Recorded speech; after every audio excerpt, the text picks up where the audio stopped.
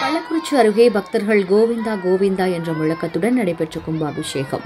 கள்ளக்குறிச்சி அருகே உள்ள அகரக்கோட்டாலம் என்ற கிராமத்தில் எழுந்தருளி உள்ள ஸ்ரீ முனியப்பன் கோவிலில் திரளாக கலந்து கொண்ட பக்தர்கள் கோவிந்தா கோவிந்தா என்ற முழக்கத்துடன் 3 தெய்வங்களான ஸ்ரீ ஸ்ரீ முனியப்பன் சிலைகளுக்கு சிறப்பு அபிஷேகம் மற்றும் கும்பாபிஷேகம் நடைபெற்றது.